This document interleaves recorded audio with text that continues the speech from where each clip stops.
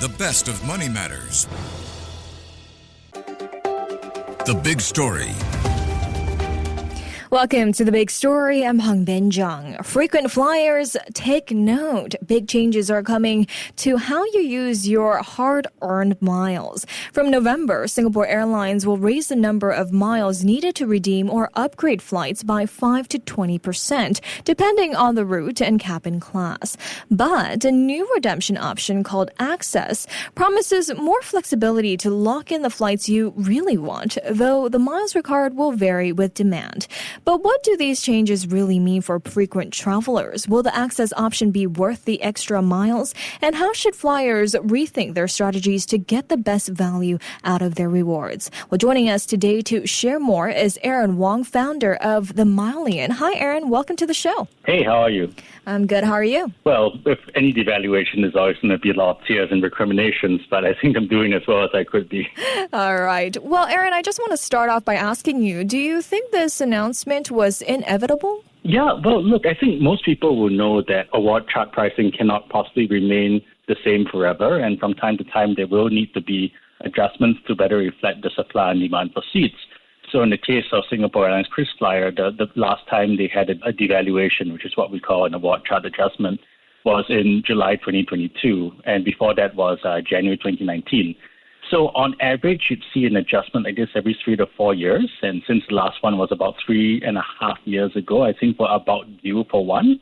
I think perhaps what was a bit more surprising was that the magnitude of the changes was not as bad as people might have feared. Okay. Yeah, so typically, just as a quick recap, you saw about 5% increases in the cost of most premium cabin saver award and about 10 to 15% for the more expensive but better availability advantage awards. And, I don't want to sugarcoat it, right? Any kind of price change is always going to hurt. But compared to what we've seen elsewhere in the region or with other programs, it does feel like we dodged the bullet here. Okay. Well, just for some context here, how significant is a 5% to, 20% increase compared to industry norms? How does this increase compare to, say, past evaluations as well? Right. So let's talk about past evaluations first, right? So the last time we saw an award chart adjustment for KrisFlyer in 2022, it was about 10 to 15% for most awards. And this time, even though the range on paper is 5 to 20%, if you really look at the numbers, the increase for most savers is only 5%. The 20% figure is a bit of an outlier that comes from the Africa and Middle East region. But if we ignore that one, the increase is actually pretty mild. Elsewhere, we have seen other programs like Qatar Airways or Turkish Airlines. With the last round of their devaluations, prices go up anywhere from 30, 40, even 50%. Right? So that's pretty brutal. Whereas here, right, if we talk about saver awards at least, an increase of 5% over the course of 3-year stability is, in the cold light of day, not the worst possible thing that could have happened. Right. So why might certain regions like Africa and the Middle East see steeper increases, which is like up to 20%, compared to Europe and the U.S., which is facing about 5%? Yeah, so Africa and the Middle East was what we call a sweet spot for KrisFlyer redemptions. For example, as of today, you can fly from Singapore to Cape Town in business class, which is a 13-hour-ish flight, for just 56,500 miles in business class one way. And that's pretty phenomenal value, actually. And I think it was a favorite redemption of many people. So like I said, these award chart devaluations are about adjusting supply and demand. So presumably Singapore Airlines felt that this was one zone that was underpriced, given the volume of redemptions it was seeing. And now it's bumped it up a bit. So sweet spots like this, they're great to take advantage of while they last, but sooner or later, the airline's going to realize that this route costs them disproportionately more, and then adjustments do have to be made. So I think that's why we're seeing such a big jump in that particular region. But like I said, for the vast majority of routes, it's a bit more mild, around the 5% level. So what impact will this then have on travel loyalty? Do you think this will shake traveler confidence? Yeah, well, here's the thing, right? I'm sure there's going to be a lot of complaints about this online, but at the end of the day, Singaporeans are still fanatically loyal to SQ for the most part. And it's not just a matter of national pride or something like that. It's also about sheer practicality, because if we talk about loyalty schemes in Singapore, Singapore Airlines has the biggest ecosystem, right? You can earn the points with every bank. There's so many opportunities to earn KrisFlyer miles through platforms like KrisPlus or Pelago or KrisShop. It's just everywhere these days. You can convert your link points, your U points, etc., etc. So it's just very hard to break out of that ecosystem. And again, I think, as much as we like to focus on how much the prices have increased, we also need to think about how much the earning power of your average member has increased over the same period. And if we think about it compared to 5-6 years ago, it's a lot easier to earn miles from your day-to-day spend and to earn them at a higher average magnitude. And does soften the blow a bit as well. So no, I don't think it's going to necessarily cause a massive boycott or anything of that sort. I think probably at most people are going to say, okay, we've had the adjustment now. They'll probably, cross fingers, probably not jinx it, going to be like another 3 to 4 year period of stability, right? During which we hopefully don't need to fear any more further price increases. And I think if anything, this has actually removed one of the big question marks around KrisFlyer, because we all kind of knew it was due for a devaluation this year. Right? The only question was how bad it would be. And now that it's come out, and, like I said, 5% is not great, but it's not terrible either. Right? I think that's actually going to be people who are more willing to then make further plans using KrisFlyer going forward. Right. Well, I mean, the changes mean higher costs for members on several popular routes, but travel experts, they say that there are still redemption opportunities that make sense. So let's take a look here. I mean, members can save when flying within Asia and the Southwest Pacific under the Economy Saver Award level, as the miles needed will decrease by 5%. Does this make, short to mid-haul economy travel the best entry-level value now? Well, not particularly, Okay. because even before the discount, I wouldn't say that Singapore Airlines Economy Awards were necessarily the best use of your miles. In fact, what's pretty funny is that if you want to redeem your miles for short-haul economy, I would say you should look at the new Scoot Award chart. So like just a couple of weeks ago, Singapore Airlines launched a new award chart for Scoot redemptions, and those start at about 1,005 miles for one way, which is really fantastically cheap. And granted, it is Scoot, so you don't have to pay for all your add-ons like your luggage, your meals, etc., etc. But if all you want is to get from point A to point B, then Scoot Awards starting at 1,005 are even cheaper than Singapore Airlines starting at 8,000 plus miles. And typically, if you're just looking at short to even medium-haul economy, I'm of the opinion that you should just go for whichever schedule suits you best and whatever suits your wallet best. Because mileage redemptions on these kind of short-haul routes where there's plenty of competition is not really an ideal use for your miles. What about if you want to upgrade to premium economy and business? Do these still offer good returns for travelers who want a little more comfort? So premium economy is kind of a tricky one, right? Because if you go and look at the amount of miles required for a premium economy redemption, it's almost 75, sometimes even 80% of the miles required for business class. And yes, premium economy is not bad. It's definitely better than economy. But the comfort gap between premium economy and business class is still night and day, because at the end of the day, premium economy is just a nicer economy class seat, right? It doesn't go flat. You don't get the lounge access or the upgraded meals.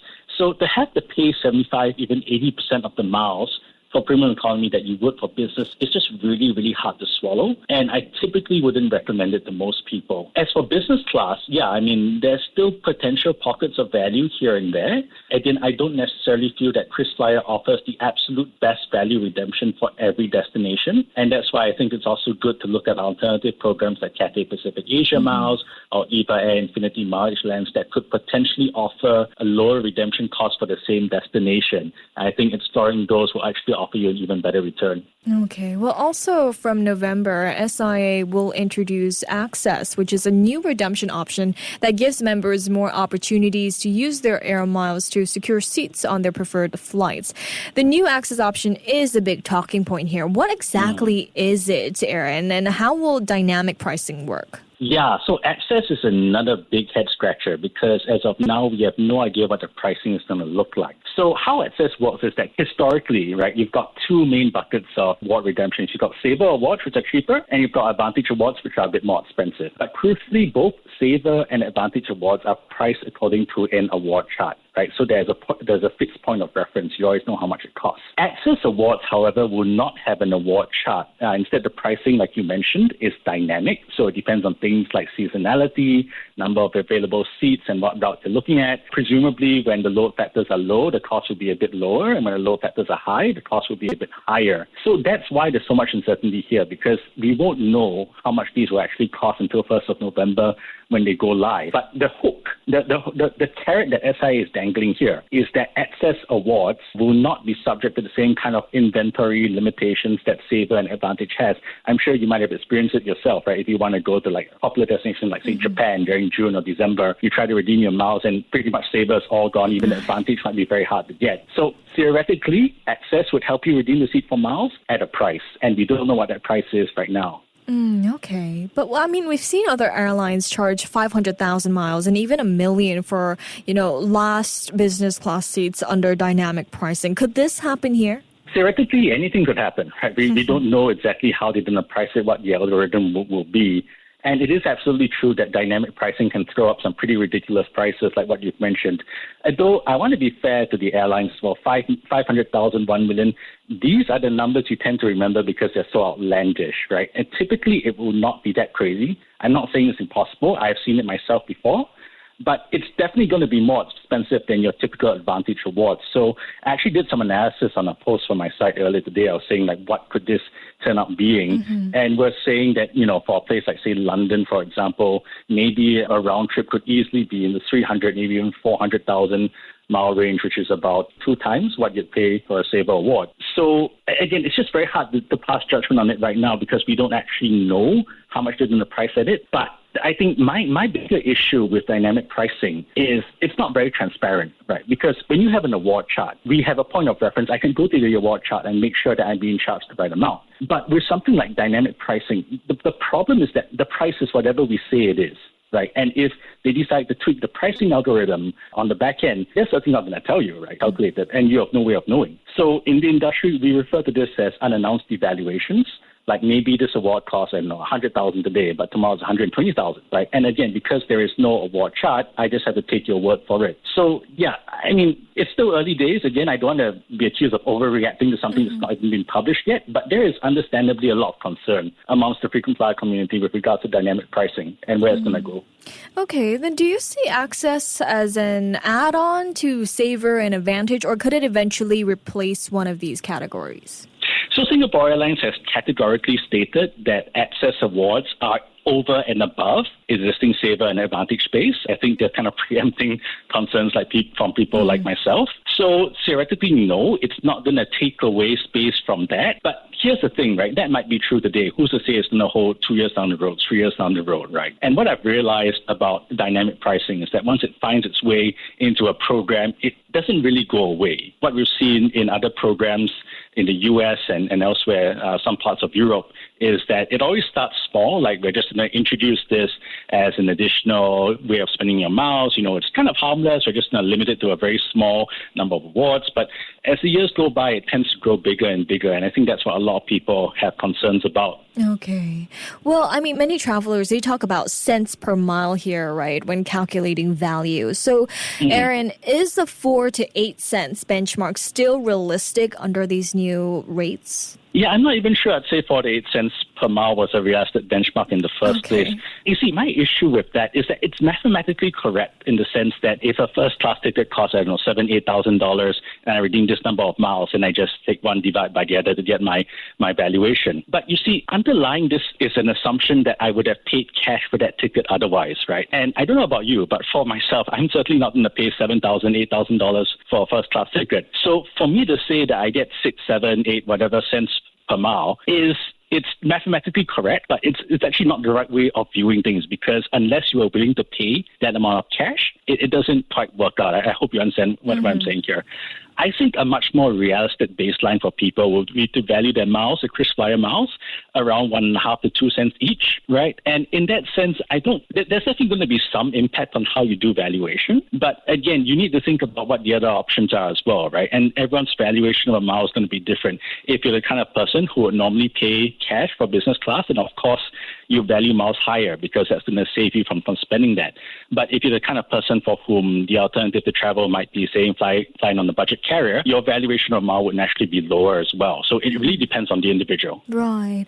And it looks like from next month that KrisFlyer members can earn points to upgrade or maintain their status tier by paying for shopping and dining in Singapore and Australia through SIA's Kris Plus app.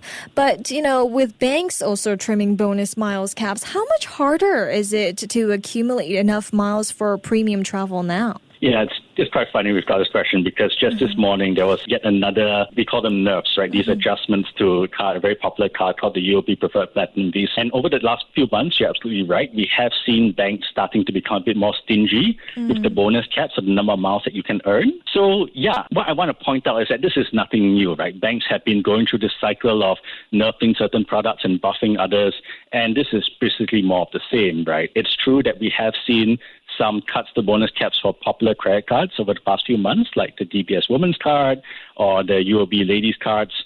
But on the plus side, we also have seen some enhancements to cards like the HSBC Revolution or the newly launched Maybank XL Rewards card, right? So these cards, in my opinion, do help to offset a bit of the losses here and there. Ultimately, with the miles game, it's not a static thing, right? Cards will have their features enhanced and devalued, and it's up to us to keep abreast of the developments and switch our strategy as best suit our spending. Right. Well, Aaron, just to sum it all up here, how can we make the most of our SIA KrisFlyer miles given the changes? Yeah, so the good news is that this time they've given about 2 months worth of notice. During the last evaluation in July 2022, there was less than 1 month. So during these 2 months, you can still book awards at the existing prices up till the 31st of October. Now, very important to emphasize, you don't have to travel by 31st October. You just need to book your awards by that date. And travel can be for any time up to 1 year in the future. So if you already have a sense of your plans for the end of the year or for the upcoming year, no harm, go ahead to lock some of them in now. Okay. And, that helps you to lock in the current prices. And if you do need to change your dates later on, date changes do not require top-up of miles. You might have to pay an admin fee depending on the type of ticket you redeem, but it's about $25 for the Saver, and it's free for Advantage. So that's something that maybe people should be doing right now, just looking at your plans for the upcoming year and seeing whether or not there's something you might want to book ahead of the price increases. All right. Well, thank you so much for all those tips. Well, thank you so much, Aaron, for joining me today. Oh, great. Great having me. Thank you. Thank you. That was Aaron Wong, founder of the Milelion. This has been The Big Story with me, Hongbin Jeong. To listen to more great interviews, download our podcasts at audio.sg or download the audio app. That's AWEDIO, audio at the App Store and Google Play.